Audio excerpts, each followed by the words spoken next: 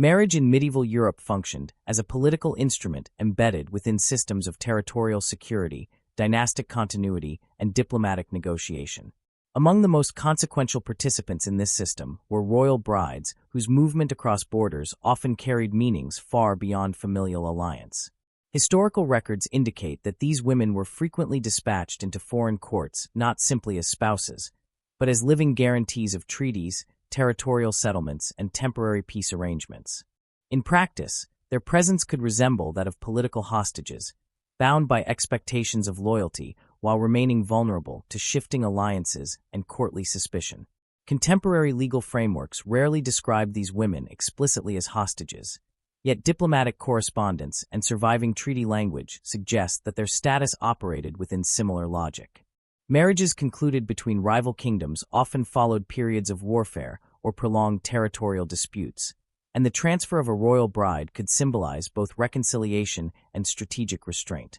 Chroniclers noted that the bride's safety, treatment, and fertility carried political weight, influencing whether agreements remained intact or deteriorated into renewed conflict. The stakes extended beyond personal welfare, intertwining individual fate with broader geopolitical stability. Surviving documents from Cape Town, Plantagenet, and Iberian courts reveal that negotiations surrounding these marriages were meticulous and frequently prolonged. Dowry arrangements, inheritance clauses, and ceremonial protocols were drafted with remarkable precision, reflecting anxieties about status, legitimacy, and territorial claims. In many cases, the bride's dowry included contested lands, effectively transforming her body and lineage into instruments of territorial transfer. Legal codes of the period reveal that disputes over dowry enforcement could escalate into armed confrontation, particularly when the bride's position weakened due to infertility, widowhood, or factional court politics. The lived reality of these royal brides often diverged sharply from the diplomatic optimism surrounding their arrival. Contemporary accounts describe unfamiliar languages, rigid ceremonial expectations, and isolation from natal networks as persistent challenges. Letters preserved in monastic archives suggest that many brides experienced profound dependence on foreign advisors or clerical intermediaries to navigate court life. This dependence could become politically dangerous, as accusations of foreign favoritism or divided loyalty were common within volatile courts. Chroniclers noted that such suspicions could rapidly transform a bride's position from honored intermediary to perceived liability. Mechanisms of control operated both formally and informally. Royal households maintained surveillance through attendants appointed by the host court, while restrictions on correspondence limited unsupervised communication with natal families. Surviving administrative records indicate that financial allowances, movement within palaces, and participation in diplomatic audiences were carefully regulated. These constraints did not always signal overt imprisonment, but they reinforced the understanding that the bride's autonomy was subordinate to diplomatic stability. In moments of political tension, these controls intensified, particularly when warfare resumed between the bride's natal and marital realms. Widowhood represented one of the most precarious transitions within this system. Legal traditions varied, yet surviving charters suggest that widowed queens could become bargaining tools in renewed negotiations. Some were compelled into remarriage to preserve alliances, while others were confined to dower lands where their political influence remained deliberately limited. Chroniclers noted that disputes over dower rights often placed widowed queens at the center of succession crises, particularly when competing factions sought to control their estates as sources of revenue and legitimacy. The widow's ability to act independently depended heavily on the strength of natal support and the stability of the host kingdom's succession. The experiences of queens married across religious or cultural boundaries reveal additional layers of vulnerability. Marriages between Latin Christian, Orthodox, and occasionally Islamic polities required complex accommodations involving religious practice, court ritual, and inheritance norms. Surviving diplomatic correspondence suggests that religious difference could exacerbate suspicion, particularly during periods of crusading conflict or ecclesiastical reform. Chroniclers sometimes framed foreign queens as conduits of external influence, attributing policy shifts or courtly tensions to their presence even when evidence remained ambiguous. Such portrayals demonstrate how gendered expectations intersected with broader anxieties about sovereignty and cultural identity. Hostage-like conditions became most visible during breakdowns in diplomatic relations. When treaties failed, the presence of a foreign-born queen could serve as both deterrent and vulnerability. Historical records indicate instances in which queens were placed under heightened guard, relocated to fortified residences, or excluded from political councils during wartime. While overt violence against royal brides remained relatively rare due to diplomatic consequences, threats of confinement or displacement functioned as instruments of pressure. Surviving chronicles describe episodes in which queens were prevented from returning to natal families despite appeals for mediation, reflecting the tension between personal safety and political leverage. Maternal identity introduced further complexity into these dynamics. The birth of heirs could strengthen a queen's position, embedding her lineage within the host dynasty and reducing perceptions of foreignness. Conversely, infertility, or the production of heirs aligned with contested succession claims, could intensify political scrutiny. Legal codes of the period reveal that succession disputes often involved competing interpretations of maternal legitimacy, particularly when factions sought to undermine the queen's influence by challenging the status of her children. In such contexts, the queen's body became a site of dynastic contestation, reinforcing the structural vulnerability inherent in politically motivated marriages. Networks of female solidarity occasionally mitigated these pressures. Monastic communities, dowager queens, and female relatives within the host court sometimes provided advisory and emotional support. Surviving letters and testamentary records suggest that these relationships could offer practical assistance, including mediation with male authorities, management of estates, and preservation of natal cultural practices. However, such networks were themselves embedded within court politics, and their protective capacity depended on shifting alliances. Chroniclers noted that rival queens or noblewomen could equally participate in factional conflicts that isolated or undermined foreign brides. Diplomatic mediation frequently relied on these queens precisely because of their ambiguous status. Their position between two courts enabled them to act as intermediaries in negotiations, particularly during crises requiring informal communication channels. Surviving diplomatic correspondence indicates that natal families often appealed directly to queens for influence over marital courts, expecting them to advocate for peace or favorable terms. This expectation placed royal brides in a precarious balancing act, as overt intervention risked accusations of disloyalty, while silence could damage natal alliances. The dual obligation inherent in their role underscores the extent to which personal identity and political function remained inseparable. The long-term consequences of this system extended beyond individual experiences. Dynastic networks forged through these marriages contributed to the gradual integration of European political elites, shaping patterns of inheritance, territorial claims, and diplomatic culture. At the same time, surviving records reveal recurring tensions rooted in the hostage-like dimension of these unions. Distrust, surveillance, and restricted autonomy persisted as structural features of cross-border queenship, influencing how subsequent generations negotiated marital alliances. Chroniclers reflecting on these patterns often emphasize the fragility of peace secured through marital diplomacy, noting that the fate of individual brides could foreshadow broader geopolitical instability. Material culture provides additional insight into these lived realities. Inventories of queens' households reveal objects transported from natal courts, including devotional items, manuscripts, and textiles that maintained cultural continuity within foreign environments. These artifacts suggest attempts to construct familiar spaces within politically charged settings, offering subtle forms of resilience. However, administrative records also indicate that such possessions could become subject to confiscation or redistribution during political upheaval, reinforcing the limited security afforded even to high-ranking women within diplomatic frameworks. Surviving burial arrangements further reflect the ambiguous belonging experienced by many royal brides. Some were interred alongside marital dynasties, symbolizing successful integration, while others were returned to natal territories or buried in monastic settings reflecting withdrawal from court life. Chroniclers occasionally interpreted these burial choices as indicators of political acceptance or marginalization, illustrating how perceptions of loyalty persisted beyond death. The varied funerary outcomes underscore the extent to which the fate of these women remained intertwined with evolving diplomatic narratives.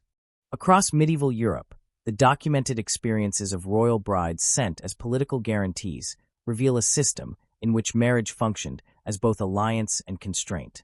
Their presence embodied diplomatic trust, while simultaneously exposing them to surveillance, isolation, and strategic vulnerability. Historical records consistently demonstrate that their agency operated within carefully controlled boundaries, shaped by dynastic priorities and geopolitical uncertainty. The intersection of gender, diplomacy, and governance ensured that these women occupied positions of symbolic power accompanied by persistent personal risk, leaving traces in chronicles, legal disputes, and correspondence that continue to illuminate the human dimensions of medieval political order. Waiting for your instruction to continue. The precarious balance shaping the lives of royal brides became especially evident during moments of succession uncertainty, when their identity as foreign-born queens intersected with competing claims to authority. Surviving documents suggest that the death of a monarch frequently transformed the queen's position from diplomatic bridge to potential political threat. Regency arrangements, particularly those involving underage heirs, placed foreign queens under intense scrutiny, as factions within the court debated whether maternal guardianship aligned with national stability or external influence. Chroniclers noted that councils often imposed limitations on a queen's access to administrative authority, reflecting broader anxieties about sovereignty and dynastic independence. Legal disputes surrounding regency powers provide insight into mechanisms designed to regulate these concerns. Charters and council records indicate that regent queens were frequently required to share authority with noble assemblies or ecclesiastical figures, effectively diluting their capacity to act independently.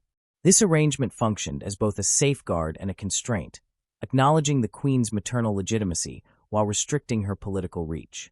Surviving correspondence reveals that natal families sometimes attempted to leverage these regencies to secure favorable diplomatic outcomes, further complicating the queen's role and intensifying suspicions within the host court. The vulnerability of royal brides also manifested through the management of their entourages. Contemporary accounts describe the gradual replacement of attendants from the queen's homeland with individuals loyal to the host court, a process framed as integration but experienced as controlled isolation. Household ordinances reveal that language barriers and cultural differences could be strategically emphasized, limiting the queen's influence over court networks. Chroniclers observed that queens who resisted these adjustments risked accusations of maintaining foreign factions, while those who accepted them often experienced diminished personal autonomy. This gradual restructuring of the household illustrates how assimilation operated as a political instrument rather than a purely cultural adaptation. Economic dependence reinforced these dynamics.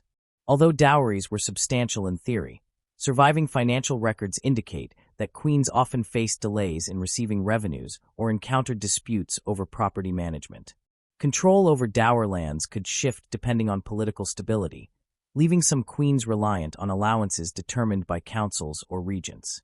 Legal petitions preserved in royal archives demonstrate that queens occasionally engaged in prolonged litigation to secure promised incomes, highlighting the gap between ceremonial status and material security. These financial uncertainties could restrict the queen's ability to maintain patronage networks, further weakening her political position. Periods of open conflict between natal and marital realms intensified these structural vulnerabilities. Diplomatic correspondence suggests that queens were expected to demonstrate visible loyalty to their marital dynasty, sometimes through public declarations or participation in ceremonial acts reinforcing unity. Failure to perform such loyalty could be interpreted as implicit support for natal interests, particularly when military campaigns involved contested territories connected to the queen's dowry. Chroniclers noted that queens navigating these conflicts often adopted cautious silence, balancing symbolic gestures of allegiance with discreet communication aimed at preventing escalation between courts. Instances of confinement or restricted movement during wartime illustrate the extent to which royal brides functioned as diplomatic leverage. Administrative orders from several European courts indicate that queens were occasionally relocated to monasteries, fortified castles, or secondary residences under the justification of protection. While framed as precautionary measures, these relocations limited direct political engagement and reduced opportunities for independent negotiation. Surviving narratives suggest that such measures were rarely accompanied by overt mistreatment, Yet the underlying logic reflected the queen's perceived strategic value within ongoing conflicts. Motherhood continued to shape the queen's capacity to navigate these pressures. The education and upbringing of royal children became contested domains, with councils and noble factions seeking influence over heirs as a means of shaping future policy. Household accounts reveal that tutors, guardians, and clerical advisors were carefully selected, often reflecting internal power struggles rather than maternal preference. Queens attempting to assert authority over their children's upbringing could encounter resistance, framed as safeguarding the kingdom's interests. This tension demonstrates how maternal identity, while politically valuable, also exposed queens to further regulation and negotiation. Religious patronage offered one avenue through which queens exercised constrained agency. Endowments to monasteries, churches, and charitable institutions allowed foreign-born queens to establish reputational legitimacy within their adopted realms. Surviving foundation charters indicate that such patronage was frequently interpreted as evidence of piety and commitment to the host community, mitigating perceptions of foreignness. At the same time, these acts reinforced the queen's dependence on ecclesiastical networks, which themselves operated within broader political hierarchies. Chroniclers occasionally recorded tensions when queens supported religious communities associated with their natal traditions, revealing how even devotional choices carried diplomatic implications. Correspondence preserved in monastic and diplomatic archives provides insight into the emotional restraint characterizing many royal brides' experiences. Letters often employed formal language emphasizing duty, patience, and obedience, reflecting expectations placed upon queens as stabilizing figures within volatile courts. Surviving documents suggest that expressions of personal hardship were typically mediated through requests for intercession, financial assistance, or permission to maintain limited contact with natal relatives. This restrained communication underscores the broader culture of political caution surrounding royal brides, where personal vulnerability was filtered through diplomatic necessity. The possibility of repudiation represented another dimension of uncertainty. Although formal annulments were relatively uncommon among established queens with heirs, surviving legal proceedings indicate that infertility, factional conflict, or shifting alliances could lead to attempts at marital dissolution. Ecclesiastical courts played a central role in adjudicating such cases, with arguments frequently grounded in consanguinity, procedural irregularities, or questions of consummation. For queens whose marriages were challenged, the process involved prolonged negotiation between secular and ecclesiastical authorities, often leaving their status unresolved for extended periods. Chroniclers noted that even unsuccessful repudiation attempts could damage a queen's reputation and weaken her political standing. Diplomatic exchanges involving the return or retention of queens following marital breakdown further illustrate the hostage-like dimension of these unions. Some queens were permitted to return to natal courts accompanied by negotiated settlements, while others remained within marital territories under restricted conditions. Treaties addressing such situations reveal that the queen's movements were often subject to detailed stipulations, including guarantees of safety, financial compensation, and limitations on remarriage. These agreements highlight how the fate of individual women remained entangled with broader diplomatic calculations, extending beyond the formal end of the marriage itself. Queens who outlived both husbands and immediate political relevance sometimes experienced gradual withdrawal from public life. Monastic retirement, management of dower estates, or participation in limited courtly advisory roles appear in surviving records as common trajectories. Chroniclers occasionally framed these later years as periods of relative stability, yet administrative documents indicate continued negotiation over resources and authority. The persistence of legal disputes and correspondence concerning estate management suggests that even in apparent retirement, former queens remained embedded within political and economic systems shaped by earlier diplomatic roles. The long-term memory of these women within historical narratives reflects the complexity of their positions. Chronicles composed within marital realms often emphasized loyalty and integration, while accounts from natal territories highlighted the diplomatic sacrifices associated with their departure. This divergence illustrates how royal brides were interpreted through the lens of political outcome, with their personal experiences subordinated to broader dynastic narratives. Surviving historiography reveals that queens perceived as successful mediators were commemorated for stabilizing alliances, whereas those associated with conflict or succession crises were sometimes portrayed as sources of discord regardless of documented evidence. Material traces of Queen's cultural adaptation further illuminate these experiences. Architectural modifications within palaces, the introduction of artistic styles from natal courts, and patterns of manuscript patronage demonstrate the subtle ways in which foreign-born queens influenced cultural exchange. However, these contributions were often framed as secondary to political considerations, with chroniclers prioritizing diplomatic consequences over cultural transformation. The selective preservation of such contributions underscores the extent to which queens' identities were defined by their political function rather than their broader social impact. Across these varied circumstances, the documented fate of royal brides sent as political guarantees reveals a persistent negotiation between symbolic authority and constrained autonomy. Their experiences were shaped by succession disputes, household restructuring, economic dependence, and the fluctuating priorities of diplomatic alliances. Surviving records consistently indicate that while queens occupied positions of ceremonial prominence, their security and influence remained contingent upon factors largely beyond their control. The intersection of gender, diplomacy, and governance ensured that their lives unfolded within carefully managed boundaries, leaving a documentary record marked by resilience, negotiation, and the enduring tension between personal identity and political obligation. Waiting for your instruction to continue. The later trajectories of royal brides who had served as diplomatic guarantees often reveal the enduring consequences of a life structured around negotiated belonging. Surviving estate records and correspondence suggest that queens who transitioned into dowager status frequently occupied ambiguous positions within court hierarchies, neither fully removed from political relevance nor securely integrated into stable authority. Their dower lands provided a measure of economic independence, yet these territories were rarely free from oversight. Councils and royal heirs often maintained administrative supervision, reflecting concerns that dowager queens could still influence regional politics or serve as focal points for dissenting factions. In several documented cases, dowager queens became intermediaries in disputes involving their children, grandchildren, or extended kin networks. Chroniclers noted that their experience navigating multiple courts positioned them as valuable diplomatic figures, particularly during succession negotiations or territorial settlements involving related dynasties. However, this mediating role remained carefully circumscribed.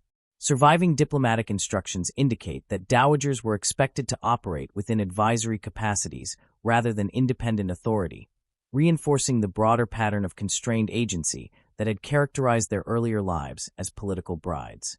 The persistence of natal connections continued to shape perceptions of loyalty long after the original marital alliance had fulfilled its immediate purpose.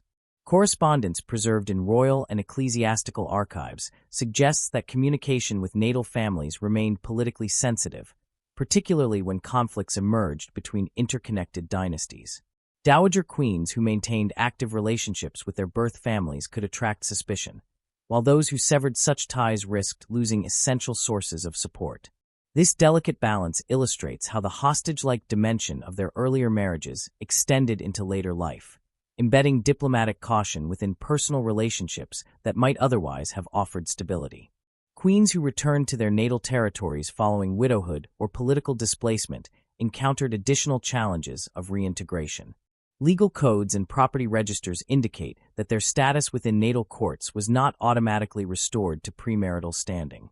Inheritance structures, shifting alliances, and generational changes often altered the political landscape they re-entered. Chroniclers occasionally described these women as both honored relatives and reminders of past diplomatic compromises, reflecting the complex symbolism attached to their return. The negotiation of residence, financial provision, and ceremonial role within natal courts underscores the extent to which their identities remained shaped by prior diplomatic functions. Monastic retirement offered one of the few avenues through which former queens could achieve relative autonomy, though even this path retained political dimensions.